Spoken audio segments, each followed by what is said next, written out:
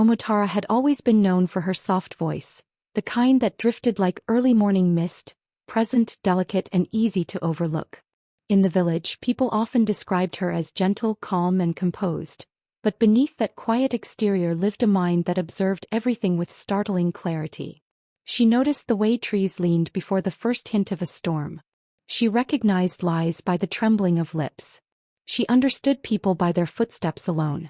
She carried a world inside her, but few ever bothered to ask what she thought or felt. Among those few was certainly not her husband, Duro. Duro believed silence was a sign of obedience, and obedience was the mark of a good wife. From the day Omotara married him, he had set rules that wrapped around her like invisible chains.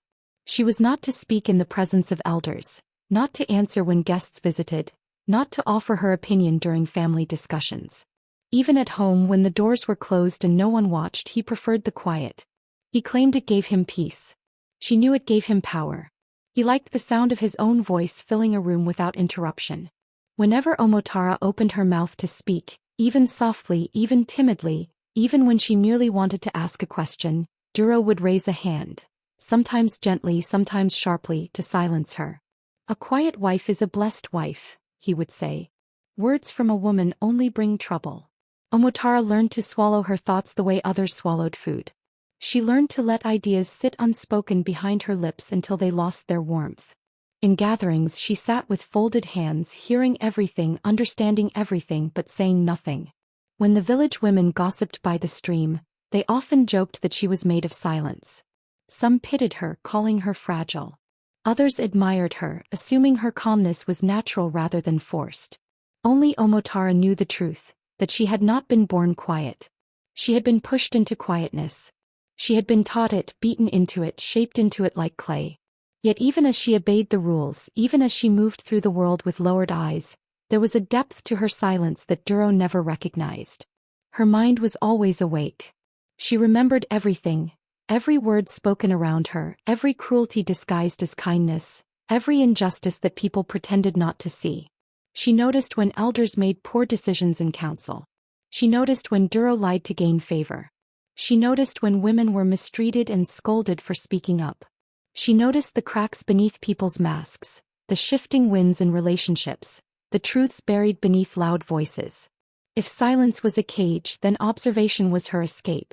Sometimes, late at night, she would sit alone behind the hut, her face lit only by moonlight. There, when no one could hear, she would whisper her thoughts into the darkness. Not loudly, not rebelliously, but simply to remind herself that she still had a voice. Her words were soft but full, trembling but alive. She would speak to the moon about the things she wished she could change, about the pain she carried quietly, about the strength she knew slept inside her like a waiting heartbeat. But dawn always returned her to the world Duro built. A world where she was expected to be a shadow, not a person. A world where silence was demanded, not chosen. A world where he believed her voice could never rise against him.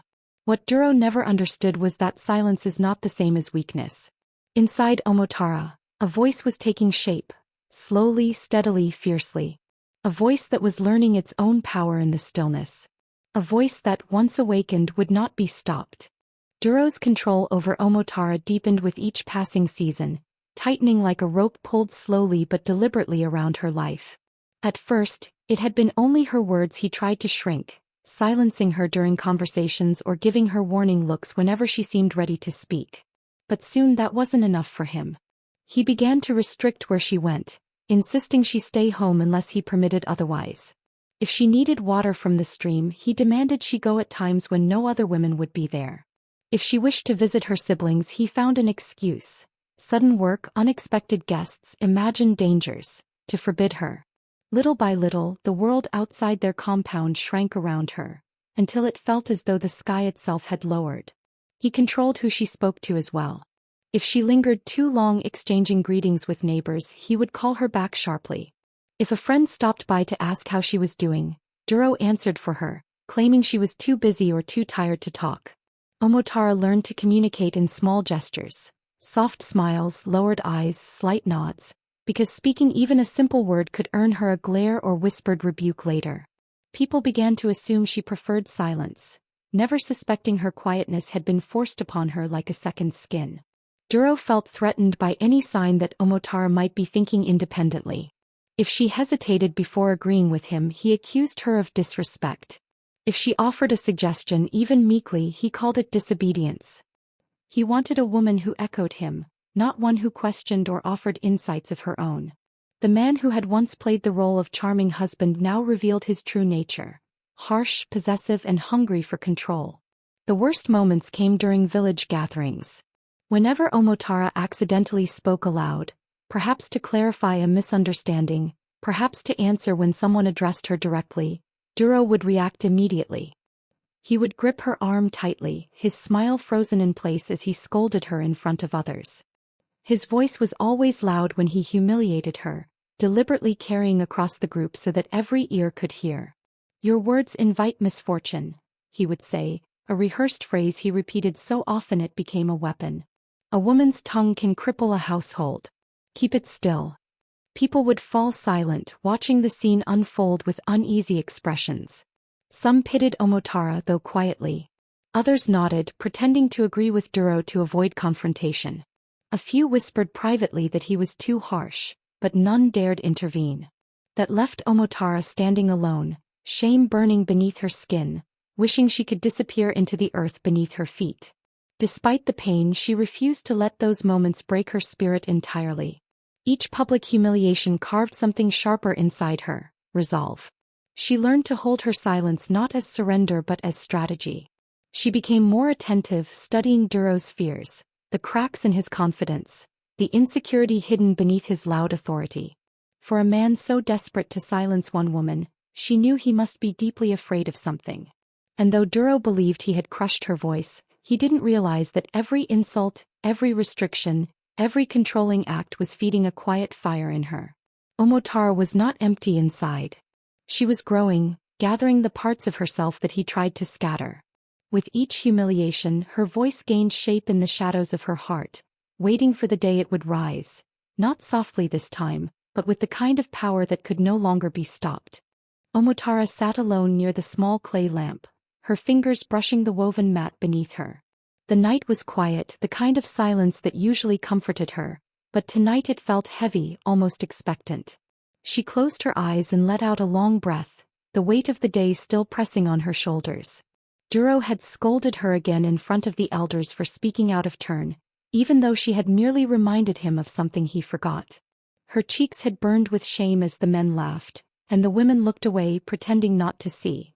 It was in moments like these that Omotara felt herself shrinking, becoming only a shadow in her own home. But after Duro fell asleep, the quietness gave her space to breathe. She found herself thinking of her grandmother, Mama Sua, whose stories had once filled her childhood with warmth. Mama Sua used to tell her that a woman's voice was more than sound. It was memory, spirit, and strength. Omotara had never fully understood it, but the comfort of those stories lingered in her heart. As the lamp flickered, she felt an old longing rise inside her, a longing for the girl she once was, before marriage and silence shaped her life. Without thinking, she let her lips part and a soft hum escaped. It was the lullaby Mama Sua used to sing on rainy nights, when thunder rolled like distant drums and wind whispered secrets through the windows. The melody was gentle, steady, as though woven from moonlight. Her voice trembled at first, weak from years of disuse, but slowly it warmed, stretching like a waking limb. The hum deepened, curling into a soft tune she hadn't sung in years. Then something strange happened. The flame of the clay lamp flickered once, twice, as though startled. A faint breeze brushed her cheeks even though the windows were shut.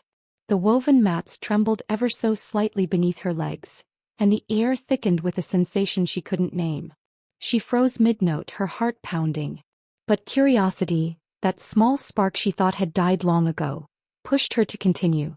She hummed the next line, and the breeze swirled around her gently, like an unseen hand tracing the air. The walls of the hut let out a quiet groan as though awakening from deep sleep.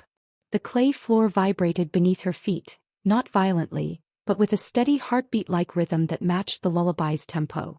Her breath hitched. She placed a hand on her chest, wondering if she was imagining the entire thing. But the wind growing around her was real, cool, soft, and strangely protective. Her grandmother's words drifted back to her with sudden clarity. When the women of our bloodline sing, the world listens.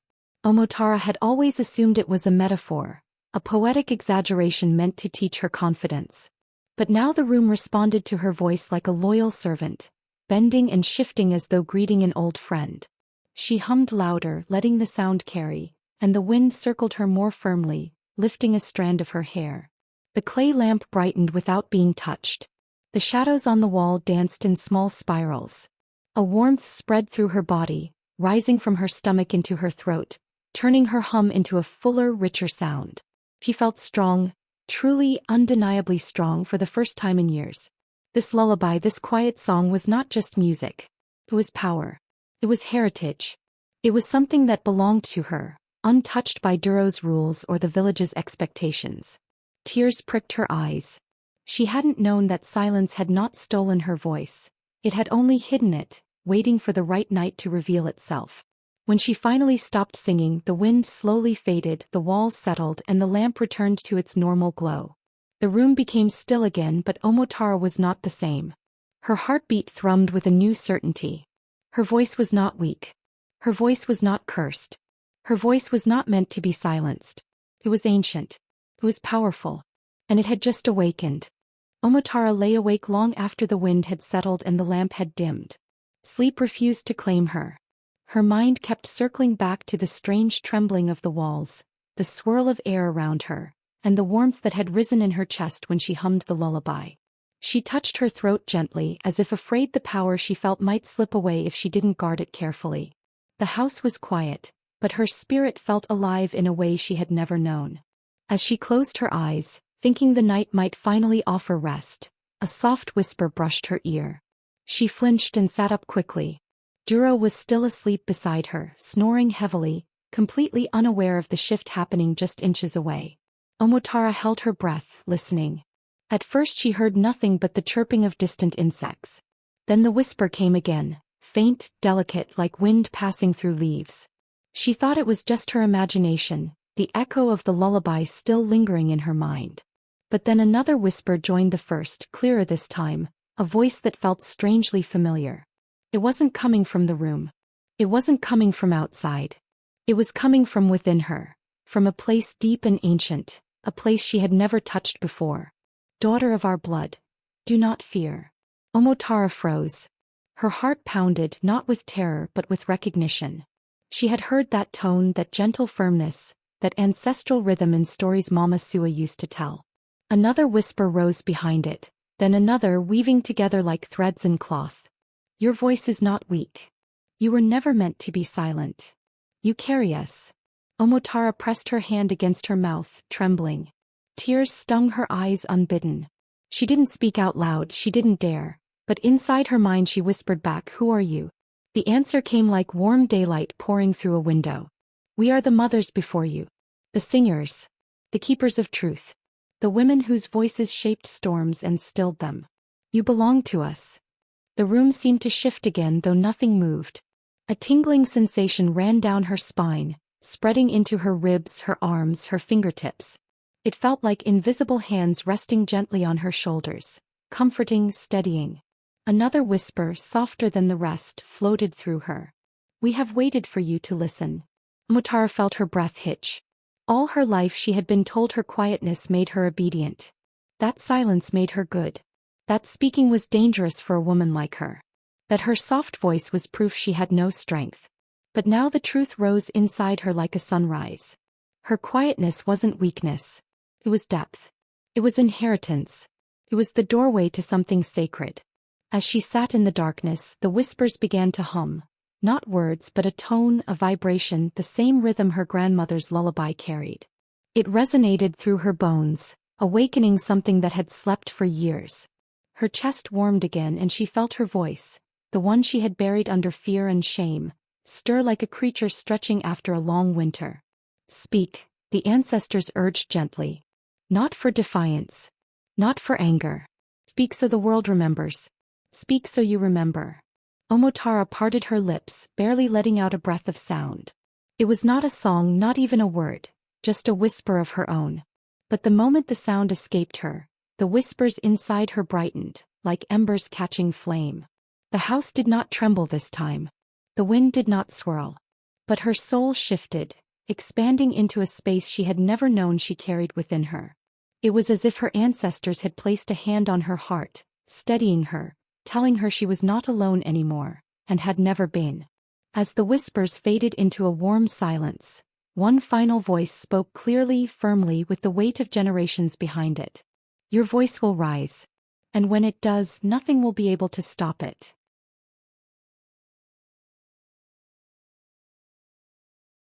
Duro was not a man who noticed much beyond his own authority, but even he could not ignore the shift in Omotara. It was small at first, the way she stood a little straighter, the way her eyes held his gaze a moment longer before drifting away, the way her footsteps no longer carried the hesitance he was accustomed to. He sensed it like an animal senses a coming storm, something unseen but unsettling, something he could not name but could not ignore. For days he watched her quietly, his suspicion sharpening. When she fetched water, she moved with an ease that annoyed him.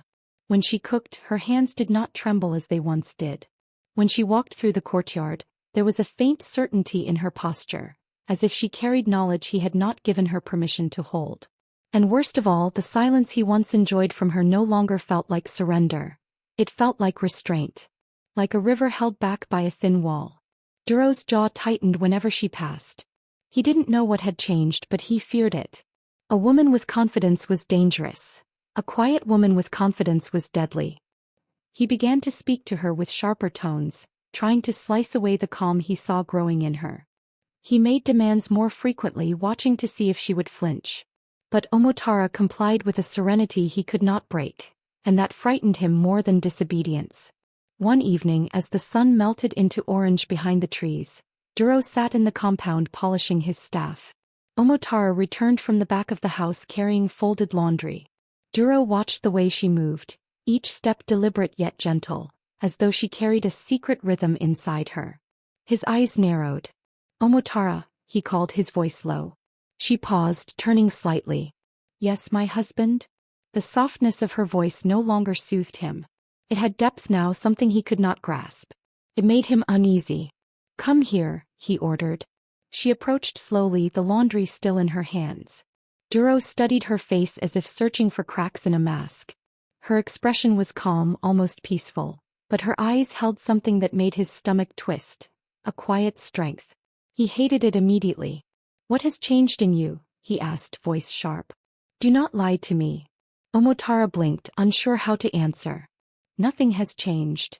The simplicity of her tone enraged him. He stood abruptly, the staff striking the ground. Do not think you can deceive me. I see it. I feel it. You think yourself bold now? You think you have a voice worth hearing? Omotara lowered her gaze but did not shrink away. That small refusal to cower made Duro's breath quicken with fury. He stepped closer, towering over her. Listen to me well, he hissed. If you ever speak again in a way that defies me, if you ever raise your voice above what I permit, I will silence you. Forever. The threat hung in the air like thick smoke. Omotara felt a flicker of fear, but behind it was something stronger, something steady, the warmth of her ancestors humming softly within her, reminding her she was not fragile, not voiceless, not alone. She bowed her head in acknowledgement, but inside her spirit remained unshaken. Duro walked away, convinced he had reasserted power. He did not realize that the very threat he delivered had only pushed her voice closer to awakening, a voice he would soon learn could not be caged. That evening the air felt different. Softer. Heavier. Alive. Omotara sensed it before she understood it. A gentle pull beneath her ribs, like invisible fingers urging her toward some unseen place. She had finished her chores, folded the last cloth, swept the courtyard, and yet her spirit refused to settle. Something whispered at the edge of her awareness, a faint call woven into the breeze. It was not a sound she heard with her ears but one she felt in her bones. As dusk slipped into night, the moon rose pale and wide, illuminating the narrow footpath that led beyond the compound. Omotara found her feet moving before she fully decided to walk. Each step felt guided, as though she followed a memory rather than a road. The village was quiet, lanterns flickering in distant compounds, crickets singing from the bushes, the sky stretching vast and violet above her. She walked past the farms, past the old kola trees, past the woven fences that marked the village boundary. Ahead, half buried in the shadows and vines, stood the abandoned shrine, a place no one visited anymore. The elders once spoke of it as sacred, but time had swallowed its purpose, leaving behind cracked stones and forgotten offerings. The villagers said the spirits there had long gone silent. But Omotara felt them waiting. The moment she stepped within the shrine's circle of stones, the wind stilled. The night deepened. A sudden quiet wrapped around her, thick and warm like a blanket. Her heartbeat echoed in her ears, and then, faint, familiar, unmistakable, she heard humming. Not from outside. From within. A soft breeze rose, spiraling gently around her ankles, carrying with it the scent of earth after rain. The shadows shifted. The air glimmered with something ancient. Omotara froze as a soft light blossomed at the center of the shrine, rising like mist before taking shape, and then another and another. Figures emerged, luminous and graceful, clothed in the whispers of history. Women. Dozens of them. Some with braided crowns, some with scarred cheeks, some draped in cloth marked with symbols of rain, healing, and law. Their faces were both strange and familiar, as if she had seen them in dreams she never remembered. Their eyes held the calm of oceans and the fire of storms. One stepped forward, a tall woman whose presence filled the entire space though her feet never touched the ground. Her voice was a blend of echo and breath. "Omotara," she said, and the name sounded like it had existed for centuries. "Daughter of our daughters." Omotara's knees weakened. She bowed, trembling. "Who are you?" "We are the ones who spoke before you. The ones whose voices shaped seasons, healed wounds, ended wars, and revealed truths." The woman's gaze softened. "Your voice comes from us." Visions burst into Omotara's mind, not as memories, but as living scenes unfolding inside her. She saw a woman standing on a mountain cliff, singing a storm into existence to end a drought. She saw another chanting softly over a wounded child, her words glowing like embers, sealing flesh and restoring breath. She saw women confronting chiefs with truths they would have buried, their voices so powerful that even lies trembled. She saw a widow at a village council, using her voice to expose a murderer, her song forcing his deceit into the open. Each vision pulsed with strength, courage, and divine authority. She understood. These were her lineage. The tall spirit reached out, her hand hovering just above Omotara's head. "Your voice was never meant for silence. It carries echoes of our power. When you hum, when you speak, when you breathe truth, the world must listen." Another spirit stepped forward, her presence gentle. "But power awakens with purpose. You have been tested with silence, so you may learn the weight of sound." A third spirit added, "And now you must choose, fear or awakening, submission or truth." Tears slipped down Omotara's cheeks, not from sorrow but from recognition.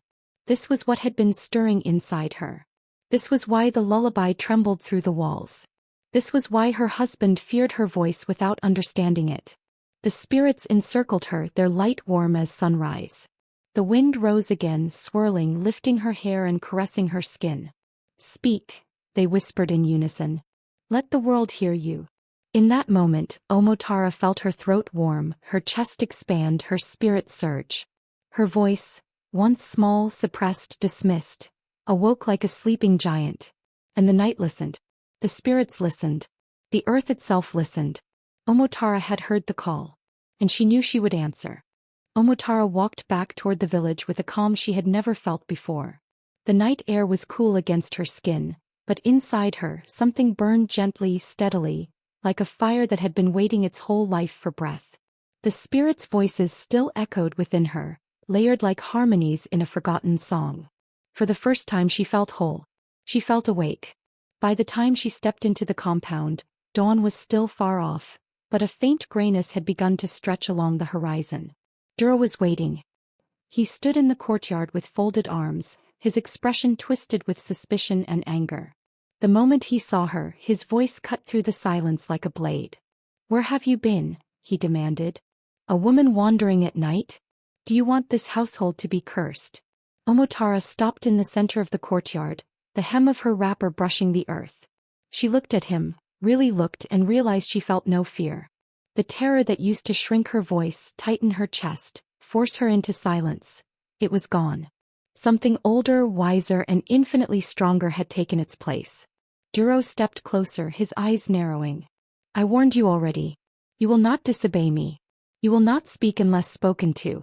And you will never. His hand lifted as if to gesture her into silence again. But this time her voice rose before he could finish. It came softly at first, a single word spoken with clarity. Enough. The air shifted. The courtyard's dust lifted slightly from the ground as if stirred by an invisible breath. The lamps hanging by the doorway flickered, their flames bending toward her instead of the wind. Duro froze. His hand lowered. His eyes widened. Omotara continued, her voice no longer the fragile whisper he had always dismissed. It carried steady power, like a drumbeat beneath river water, like the chant of 100 voices woven into one. You will not silence me again. The walls of the house creaked, old wood groaning as if awakened from sleep. Shadows trembled. The ground vibrated softly beneath their feet. Her words rolled through the compound, not loud but impossibly resonant, spreading through the air like ripples on a pond. Duro stumbled back a step, his confidence cracking. What are you doing?" he whispered. Omotara did not move toward him. He didn't need to. Her voice carried its own presence. You tried to bury my voice, she said. You tried to bind it with fear, control, and shame. But my voice is not yours to command. A wind rushed through the courtyard though the trees beyond were still. The lamps hissed as their flames danced wildly. And then she spoke his truth. Not out of revenge. Not from anger. But because the spirits inside her guided her, pushing her gently toward revelation. Your cruelty, she said, comes from your own fear. Fear of being seen. Fear of the lies you have buried. Fear of the shame you hide from everyone, including yourself. Duro's face drained of color. She felt the power in her chest swell again, a warm surge that rose through her like a rising tide. Her next words were not shouted, they were breathed with purpose. You have debts in this village that no one knows of. Debts you hid by blaming others. Debts you avoided by sacrificing your own dignity. You accused your brother of stealing when it was you who sold your family's land. You lied to your mother on her deathbed. You built this house on deceit and fear. The house trembled violently, dust falling from the rafters. A clay pot near the doorway cracked down the middle. Duro staggered backward until his back hit the wall. His breath came in shallow bursts, his eyes frantic. How do you know these things? Omotara closed her eyes for a moment, allowing the power within her to settle. When she opened them again, her gaze was calm, steady as river stone. Because truth listens when lies grow loud. Because the voices of those who came before me speak through me. Because silence is not weakness. It is preparation. The wind stilled. The lamps steadied. The trembling eased. Omotara stepped past him, her voice now gentle but unbreakable. I will not be silent again, Duro. Not for you. Not for anyone. He did not stop her. He could not. For the first time in their marriage, he realized he was standing before someone he could not bend, silence, or break. Someone whose voice carried more than sound. Someone whose voice carried destiny. And the house, the very walls that had witnessed his cruelty, seemed to exhale in relief. The night was alive with a sound the village had never heard before. Omotara's voice, carried on the wind, reached beyond the compound, rolling through the narrow streets and alleys, climbing the hills, and weaving into the open courtyards of every home. It was not shouting, not anger, not noise.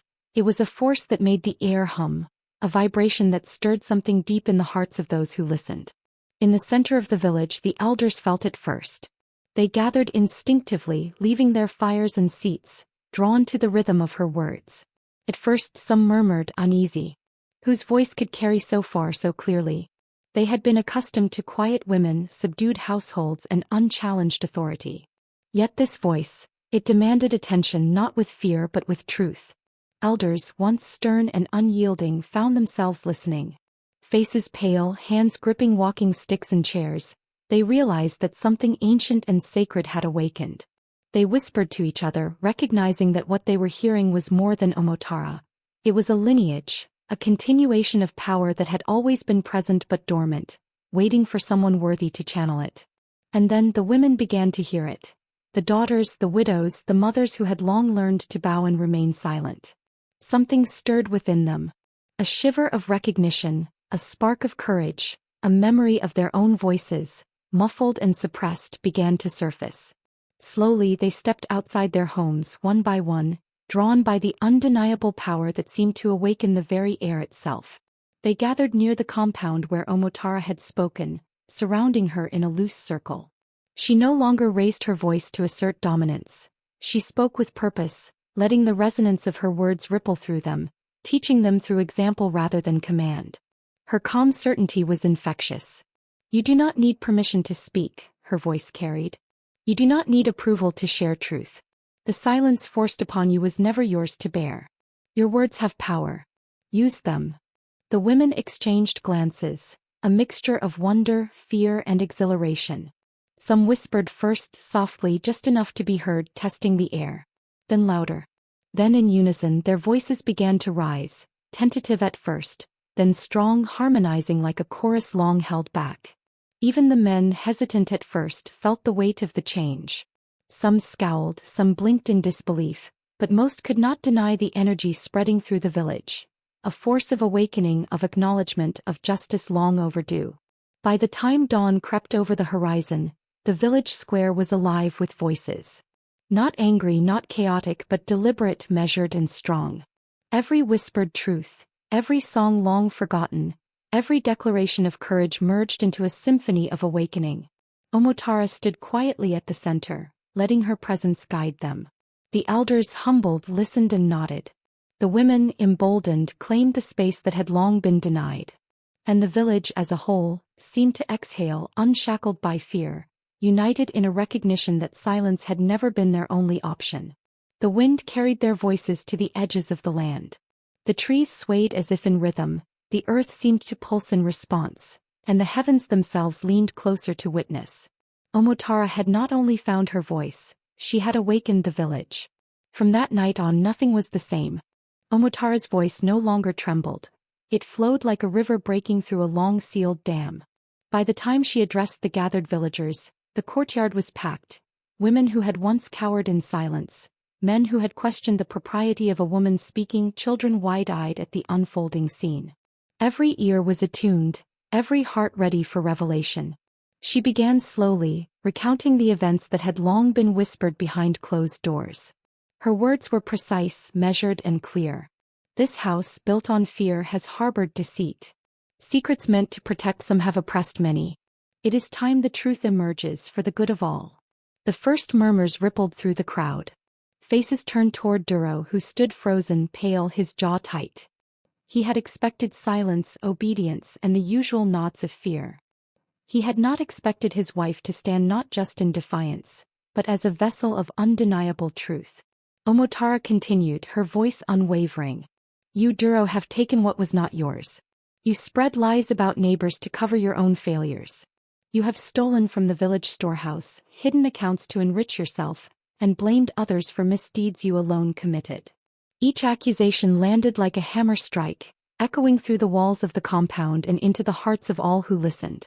The elders gasped, some stepping back, others leaning forward. For decades they had tolerated whispers, rumors, and fragmented truths. But Omotara's words were complete, coherent, undeniable. Every lie Duro had buried, every manipulation he had orchestrated, emerged fully in the light of her voice. "You hid the communal gold meant for repairs and aid, diverting it for personal gain," she said. "You forced obedience and silence, believing that control could hide your greed. But power misused is always revealed eventually, and now it speaks through me." Duro's face twisted with anger and fear, but the people were no longer uncertain. His own household, once compliant, now stood witness to the evidence laid bare. The women whispered to each other, confirming details they had suspected. Children remembered what adults had told them in hushed tones. The men, some longtime friends of Duro, nodded in quiet recognition. Omotara's voice rose, not in anger, but with the authority of one channeling generations of wisdom. "You have denied others their dignity, misused the trust of this village, and broken the bonds that hold us together. Let it be known, deceit cannot survive the truth and silence cannot protect the guilty." The air vibrated with her words, carrying the weight of centuries of suppressed voices. Shadows seemed to shrink back as though the very walls were listening. Duro tried to interject, to shout, to silence her, but each attempt was met with a calm, unwavering clarity that only amplified the impact of her revelations. By the time she finished, the courtyard was quiet, but the silence was not empty. It was filled with acknowledgement, understanding, and the spark of justice. People looked at Duro with eyes that measured accountability.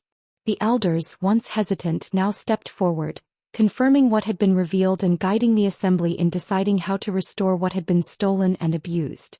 Omotara's gaze swept over the villagers. She felt neither triumph nor revenge. Her role was as conduit, as the voice that allowed truth to flow where lies had once ruled.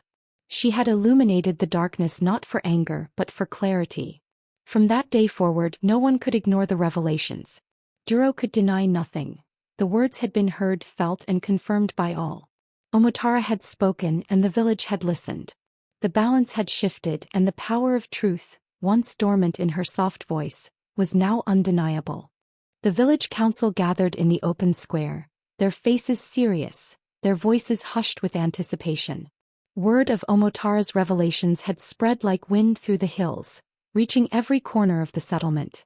Families stood together, neighbors whispered to one another, and the air was thick with the tension of a truth long suppressed finally surfacing. Omotara stood at the center, calm and composed. Her voice had already carried justice into every home, yet here in the open she chose restraint. She did not shout, she did not scold, and she did not gloat. Her role was not vengeance, it was balance. She had illuminated the truth, and now it was the village's responsibility to act with wisdom. Duro, pale and restless, was brought forward under the careful watch of the elders. His previous confidence, built on fear and silence, had crumbled. Now he faced the collective judgment of those he had wronged. He looked at Omotara with a mixture of fear, shame, and disbelief, realizing that no charm, threat, or denial could undo what had been revealed. The eldest among the council, a woman named Igioma, spoke first. Her voice was measured, carrying both authority and compassion. "Duro," she said, "you have misused your position and harmed not only your own family but the trust of the entire community. These acts cannot go unaddressed." The people murmured their agreement. Some recalled times they had doubted their own suspicions. Others remembered the small injustices and manipulations, each now confirmed by Omotara's voice. The weight of collective acknowledgement pressed down on Duro. He could no longer hide behind excuses or intimidation. Omotara stepped forward, her own voice soft but unwavering. "This is not about revenge," she said, looking directly at him. "It is about restoring balance. Every action has a consequence. Justice must be served so that the village and our own hearts can heal." She recounted the truths she had revealed, the stolen gold, the lies, the deceit, without embellishment, without malice. Each word resonated not as accusation but as fact. The villagers listened intently, absorbing every detail. By the end, there was a unified sense that wrongdoing had been clearly exposed and that appropriate measures must follow. The council deliberated, weighing restitution, service, and accountability. Duro was not punished with cruelty, nor was he cast out entirely. Instead, he was assigned to restore what he had taken, repay the village's losses, and undertake tasks that rebuilt trust and community cohesion. His freedom was limited not to torment him, but to ensure that he understood the depth of his misdeeds and the impact of his betrayal. Omotara's role in this process was not to dictate the terms but to guide the community's conscience. Her voice became the symbol of balance, firm yet compassionate, unwavering yet just.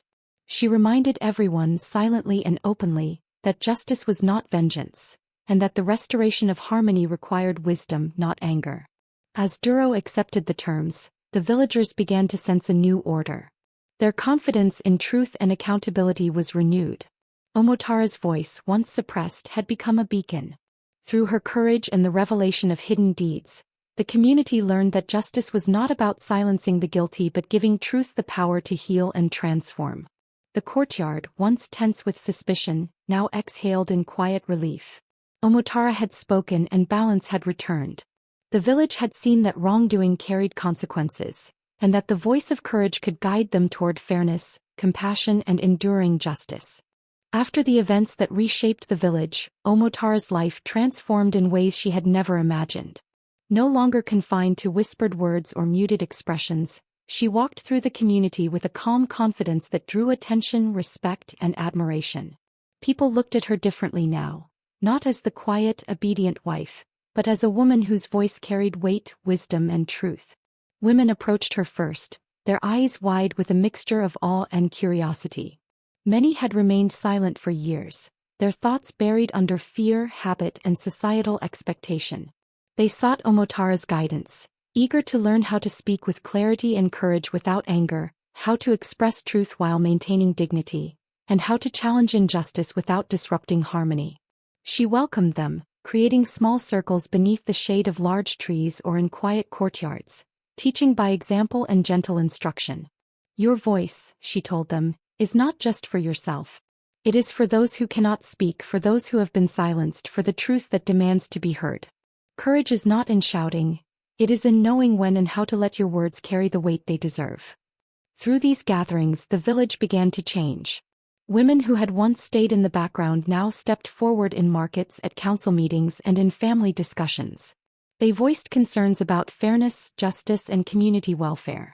Their presence and influence were subtle but powerful, shifting the dynamics of the village without confrontation or resentment. Omotara's mentorship was key. Her calm authority and lived example showed that strength did not require domination, only authenticity. Men too began to adapt. Duro, humbled and accountable for his past actions, became a cautious but respectful participant in village affairs. He observed the transformation quietly, understanding that the world he had tried to control had moved forward without his dominance. Others who had once dismissed women's voices learned to listen, recognizing that Omotara's guidance had revealed a power that served the entire community. Omotara's influence extended beyond words.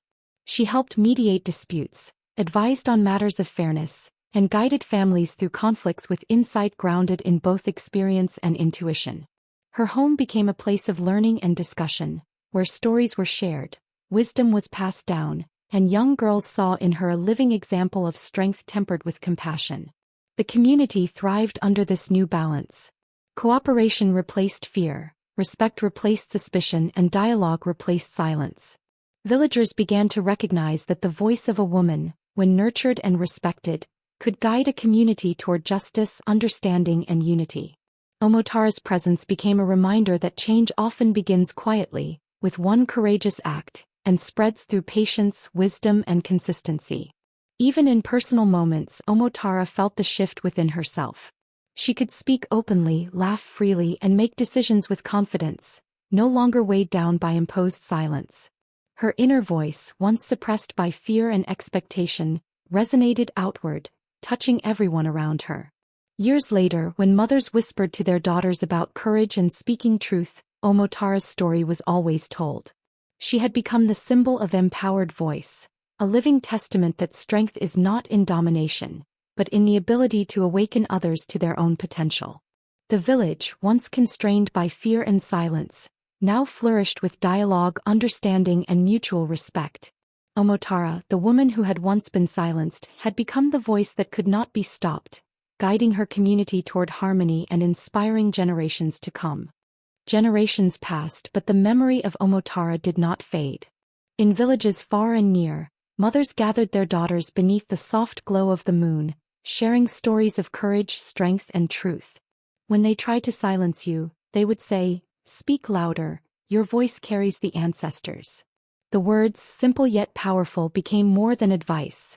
They became a mantra, a promise, a lifeline for girls born into silence or fear.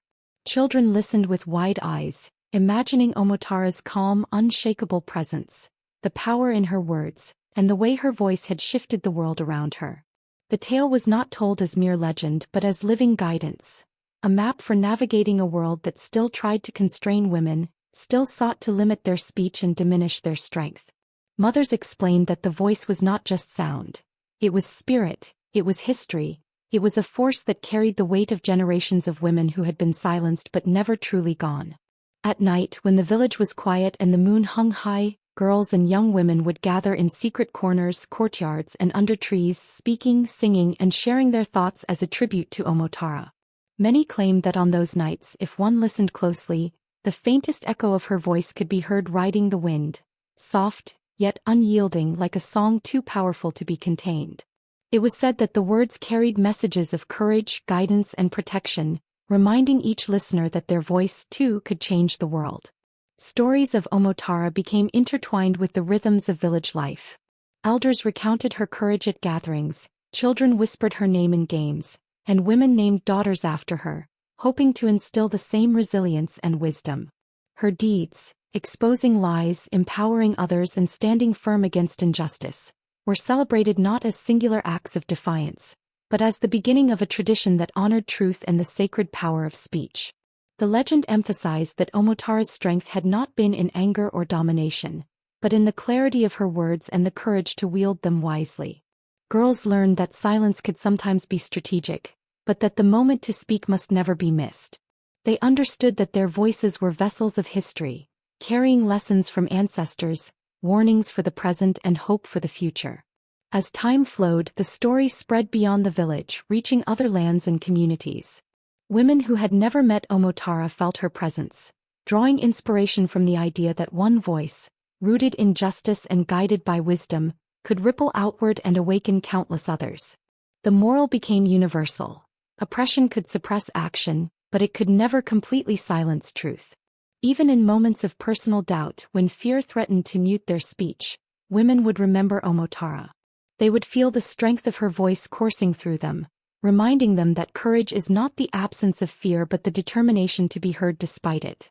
They realized that a single voice, raised in honesty and power, could break barriers, uncover lies, and shift the tides of entire communities. Generations later, under the same moon that had watched Omotara's rise, mothers continued to tell their daughters, "Speak, sing, question, and claim your voice." The story transformed into ritual and inspiration. And in those nights when the air was still and the earth seemed to hum softly, many swore they could hear her, Omotara's voice, alive, carrying wisdom, flowing like wind through the trees, unbroken, unstoppable, eternal. Her legacy was clear. Voices cannot be silenced when backed by truth, courage, and the power of ancestry. Omotara's story endured not just as a tale but as a living testament. The voice that could not be stopped would continue to guide, protect, and empower, forever echoing through the hearts of women who dared to speak.